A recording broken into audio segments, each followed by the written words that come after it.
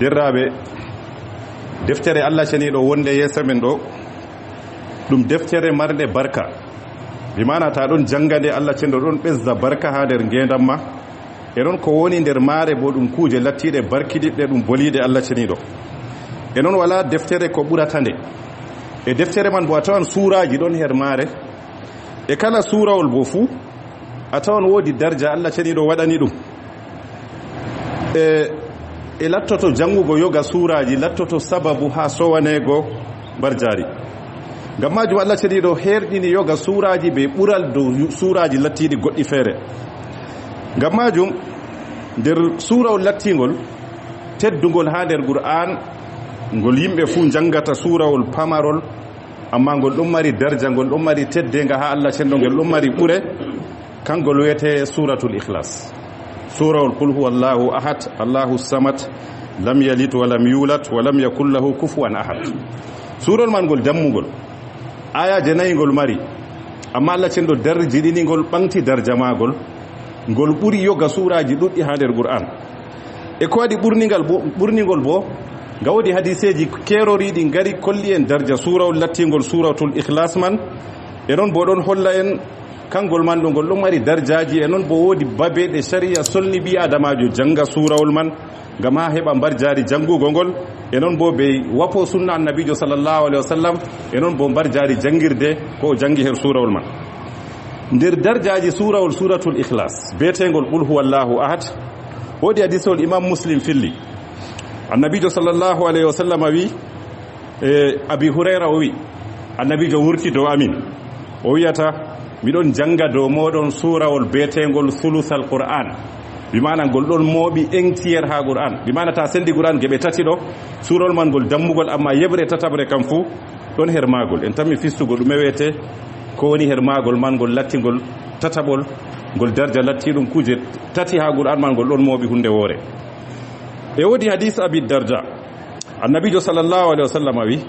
goto moɗon wawata janga kala jemmare fuu entiére qur'an na bimana tataɓol qur'an na tatabre qur'an na baɗo annabijo ɓe mbiyata annabijo noy goɗɗo jangirta yeɓre tatabre ha qur'an ta sendi qur'an geɓe tati annabijo sa sallam wiɓe qul huwallahu ahad ta'dilu sulusal qur'an annabijo jangugo qul huwallahu ahad bana a jangi entiére ha qur'an e ko waɗi ngol wiyama entiére modi ɓe mbi ngam qur'an ɗon moɓi kuje tati to a jangi a maɓɓiti qur'an ɗo ɗon sawi kuje tati a tawan qissaji ɗon ha nder qur'an issa moussa isa adam ibrahim kaza a tawan qissaji jur ɗon ha qur'an ɗo yeɓre arande ko qur'an sawi yeɓre ɗiɗaɓre a tawan ahkam kiitaji haala teele haala cerle haala ndongu haala kaza fu ɗum ɗon ha qur'an ɗo yeɓre ɗiɗaɓre ko woni ha qur'an yeɓre tataɓre bo a tawan haala tawhidi corok qur'an man yewtata yo surawol qul huwallahu ahad ɗo ɗon mooɓi ko larani haala tawhidi fuu kanjum waɗi annabijo yi ta'dilu sulusal qur'an e ɗon nder darjaji surawol man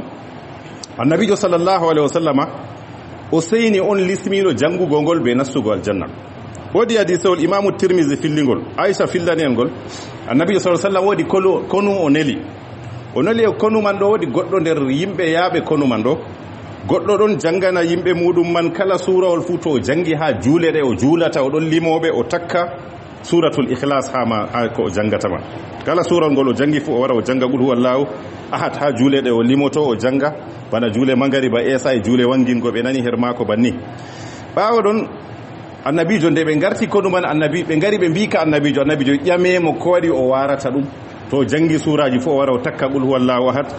ɓawo ɗon goɗɗo go wiyata ngam sifaji Allah ceniɗo ɗon her magol kanjum girdimigol en tami fistugo ahad samad lam yalid wa lam yulad fu ɗon her magol ɓaɗo annabijo sallllahu alayhi wa sallam wi nden kam kibremo kanko bo Allah ceniɗo yiɗimo nde o yiɗi sifaji muɗum yoɗo bo holli en darja surawol lattingol qul huwallahu ahad yo nder darjaji magol ɗon shar'e julɗo jangagol ha babe keroriɗe ha sunnatul fajr ta juulan rak'ata alfajr darnde ɗiɗaɓre janga qul huwallahu ahad ɗo hadiseji ngari dow man e noon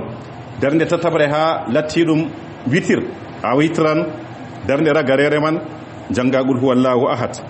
e noon darnde ragarere ha tawaf ta ɗufake suudu kaba timmini ɗo bo hadiseji ngari ha darnde ɗiɗaɓre man ɗo bo janga qul huwallahu ahad ɗo fu nder darjaji magol nder darjaji magol a jangan gola azkaru saba wal masa ha zikruji gadeteɗi fajiri be asiri garɗi ha iwɗi ha annabijo sallallahu alaihi wasallam asan ko nden qul huwallahu ahad man ɗon nder ton wodi hadith abdullah ibn khubayb hadith on man bo imamu tirmidhi be nasa'i pillingol o wi annabijo sallallahu alaihi wasallam wurti nyandere wonde fere do amin ha jemmare marnde ndiyam bi mana jemmare nyeko e non bo jemmare man bo don nyibbi bawo don annabijo sallallahu alaihi wasallam tafi ha julda be yimbe bawo don yimbe man gari kewti annabijo sallallahu alaihi wasallam bawo annabijo wiyata abdullah ibn khubayb go kul jangu hande tati bawo don hander jangirde mako man o bawo don o yata annabijo madha aqra dume janganmi bawo annabijo sallallahu alaihi wasallam wi jangu qul huwallahu ahad be janga muawwadatain be nasi be falaqi wakkati beetata be wakkati kirtata annabijo sallallahu alaihi wasallam wimo takfika min kulli shay kala dume fudum hisnete ta lisma ke qul huwa alisma ke falaqi anisma ke nasi tum a jangan dum fajiri be asiri annabijo dum renete ko dume a hulan siri a hulan dume pat jangu suraji man do Allah cedi do renete hermajum tata suklo hore ma be yago ha bude e don bo wodi hadithul ubba kanko bo wi annabijo sallallahu alaihi wasallam wibe be janga qul huwallahu ahad